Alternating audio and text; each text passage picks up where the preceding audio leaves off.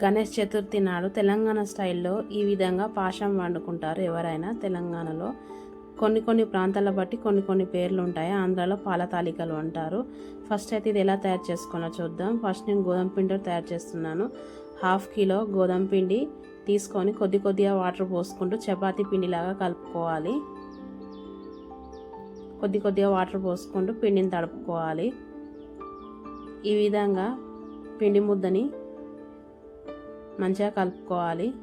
చపాతీ పిండిలాగా ఈ విధంగా కలుపుకున్న పిండి ముద్దని ఒక 5 నుండి 10 నిమిషాలు నాననివ్వాలి. పక్కన పెట్టుకొని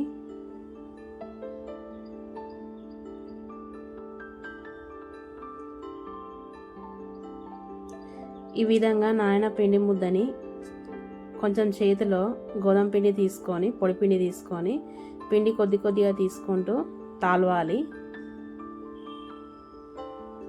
వీడియోలో చూపించే విధంగా తాలవాలి పిండిని.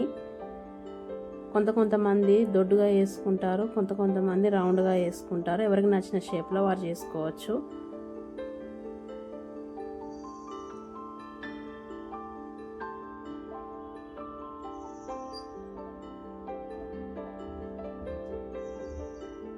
ఈ విధంగా తాల్చుకోవాలి కొద్దిగా పిండి తీసుకుంటూ.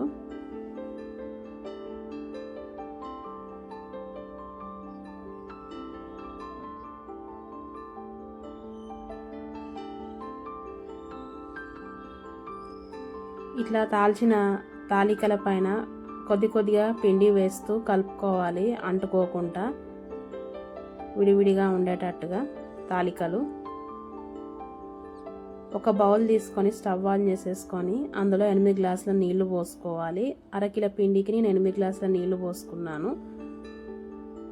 తర్వాత కొంచెం నెయ్యి వేసుకోవాలి. ఇట్లా తాలికల్ని కొద్దిసేపు ఎండనివ్వాలి.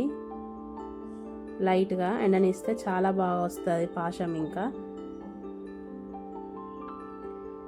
బెల్లం 750 గ్రాములు తురుముకున్నాను నేను 1/2 కిలో పిండికి. ఇట్లా నీళ్ళు మరుగుతూ ఉండంగా తాలికలు వేసుకోవాలి. వేసుకొని కలుపుకోవాలి, ఒకటెనకొకటి అంటుకోకుండా. కొంచెం చపాతీ పిండిని తీసుకొని నీళ్లు పోసుకొని ఉండలు లేకుండా కలుపుకోవాలి.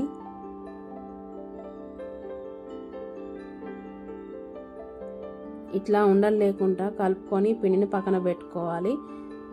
తాలికలు ఉడికిందా లేదా చెక్ చేసుకోవాలి. ఇలా ఒత్తి చూస్తే ఈ విధంగా విరిగిపోవాలి. తాలికలు ఉడికాక 750 గ్రాముల బెల్లాన్ని ఇందులో వేసుకోవాలి. వేసుకొని కలుపుకోవాలి.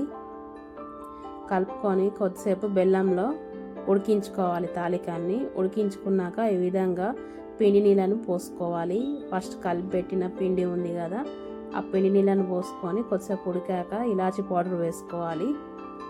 వేసుకొని ఈ విధంగా మరిగించుకోవాలి. మరిగించుకున్నాక స్టవ్ ఆఫ్ చేసేసుకోవాలి. స్టవ్ ఆఫ్ చేసేసుకొని మరొక కడాయి తీసుకొని అందులో నెయ్యి వేసుకొని, కొంచెం నెయ్యి ఎక్కువగానే వేసుకోవాలి ఈ పాశంకి. నెయ్యి వేసుకొని డ్రై ఫ్రూట్స్ అన్నీ కట్ చేసి వేసుకోవాలి. ఇందులో వేసుకొని కొంచెం రంగు మారేంత వరకు వేయించుకోవాలి డ్రై ఫ్రూట్స్ని. ఈ విధంగా రంగు మారాక పాశంలో వేసుకోవాలి. కొంచెం నెయ్యి ఎక్కువ వేసి వేయించుకుంటే డ్రై ఫ్రూట్స్ పాశానికి చాలా టేస్ట్ ఉంటుంది. ఇట్లా వేసుకున్నాక కలుపుకోవాలి. కలుపుకొని మరిగించి చల్లార్చిన పాలు 1/2 లీటరు ఇందులో పోసుకోవాలి. పాలు ఇట్లా పాలు పోయడం వల్ల అస్సలు విరగదు పాశంలో.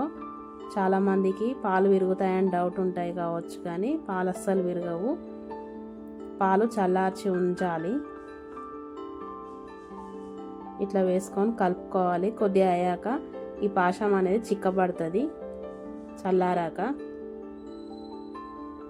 అంతే, ఎంతో సింపుల్గా తెలంగాణలో చేసుకునే పాశం. ఈ గణేష్ చతుర్థికి చాలా ఈజీగా చేసుకోవచ్చు, చాలా టేస్టీగా కూడా ఉంటుంది. చల్లారాక ఈ విధంగా చిక్కబడుతుంది పాశం.